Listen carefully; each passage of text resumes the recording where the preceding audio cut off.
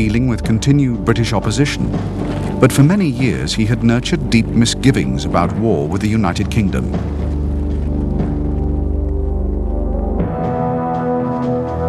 To Hitler, the defeat of Britain would only serve to hand her empire to the United States and Japan.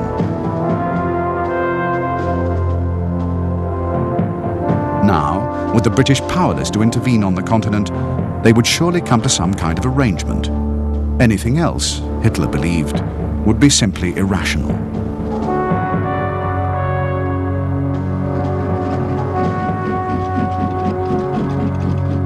Increasingly impatient, Hitler waited for news that Britain was willing to make peace.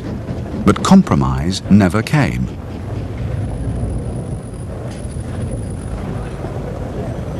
On July the 2nd, he finally ordered his generals to prepare preliminary plans for an invasion. And on the 16th, he ordered the plan put into effect.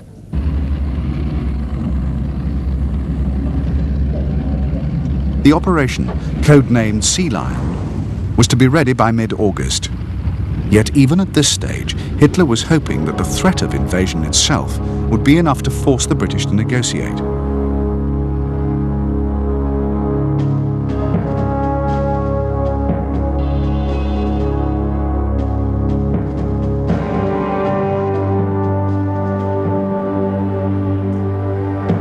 Above all others, it was Winston Churchill who was the driving force behind Britain's refusal to come to terms with Adolf Hitler. Appointed Prime Minister on the very day that Germany invaded Western Europe, Churchill had been a compromise candidate for the leadership, and his authority was far from complete. Many of his senior colleagues believed that his hardline rejection of Hitler's peace overtures was suicidally obstinate. Churchill had no such doubts. For many years, he had warned of the threat posed by Nazi Germany, and now he announced that Britain would fight. Churchill understood that any German invasion attempt would depend on the Luftwaffe winning mastery of the air, and that only the RAF's fighters could prevent them doing so. To increase Britain's fighter strength, Churchill created a new government department, the Ministry of Aircraft Production, and put at its head an energetic and talented newspaper tycoon, Lord Beaverbrook. Through Beaverbrook, Churchill could ensure that even while his air marshals demanded bombers, fighter production was given the highest priority. As the great test of the Battle of Britain drew closer, Churchill, in spite of his stirring oratory, had yet to gain the complete confidence of the British people. What sustained him in this, the greatest crisis in Britain's history, was his own unshakable belief that victory would come. To resistance and revolt, and if driven to desperate hazards, he attempts the invasion of the British Isles, as well he may. We shall not flinch from the supreme trial. Lift up your hearts. All will come right. Out of the depths of sorrow and of sacrifice will be born again the glory of mankind.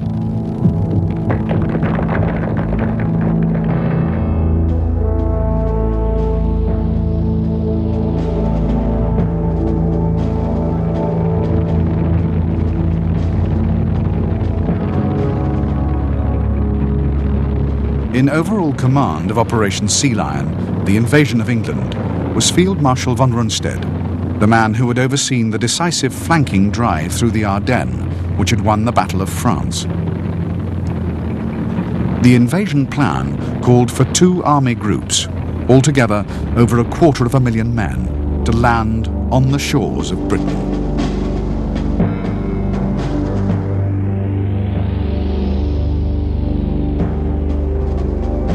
Von Rundstedt's Army Group A, made up of the 16th and 9th Armies, with 10 divisions and 650 tanks, was to embark in harbours between the estuaries of the Scheldt and the Seine.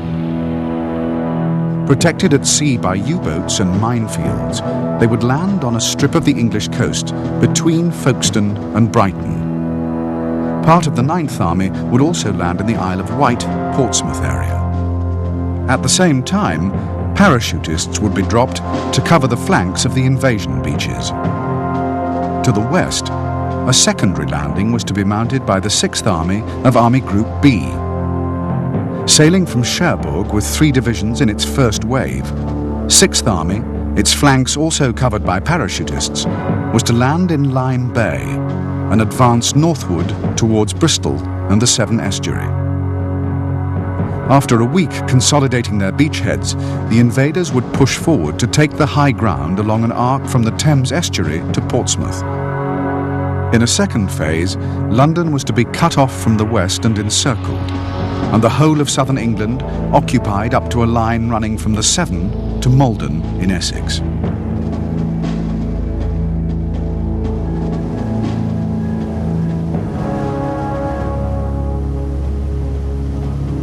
The sheer quantity of shipping required for Operation Sea Lion, 155 transports and 3,000 smaller craft for the first wave alone, meant that Hitler's orders to be ready to invade in mid-August were impossibly ambitious.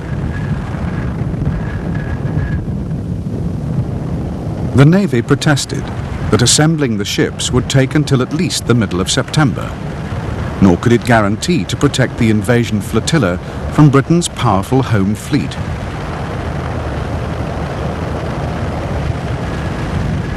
To the Army's dismay, the Navy was insisting that the landings be restricted to a narrower and much more easily defended front.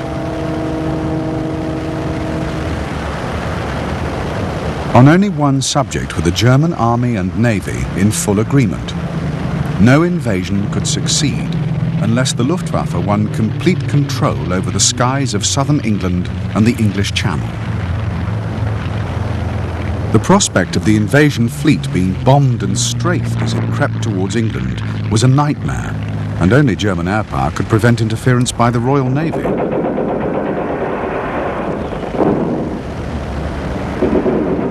Operation Sea Lion therefore depended totally on the destruction of Britain's air force. The Luftwaffe, flushed with its recent victories in Europe, was supremely confident that it could achieve that objective.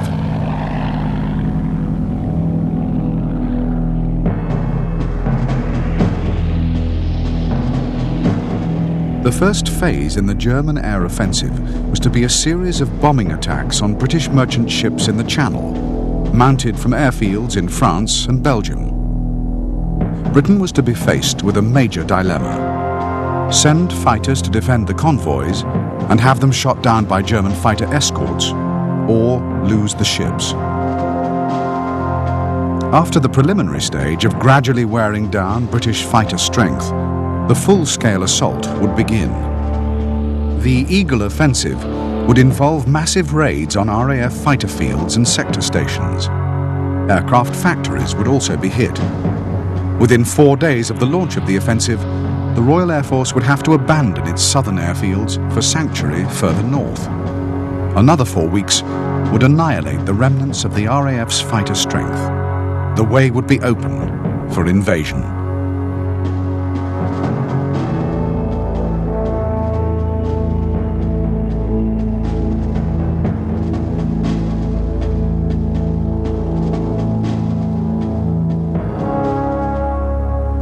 If British air and sea power were unable to beat off a German invasion fleet, the nation's survival would depend on the British Army. After the evacuation from Dunkirk, the Army had only 786 field guns and 167 anti-tank guns.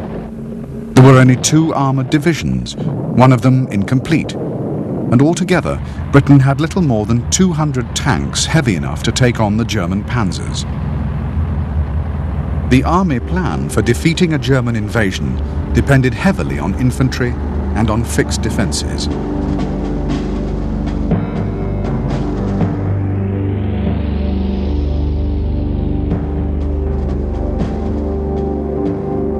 From Berwick-on-Tweed to Weymouth, coastal areas up to 20 miles deep were closed to the public, sown with mines and fenced off with barbed wire.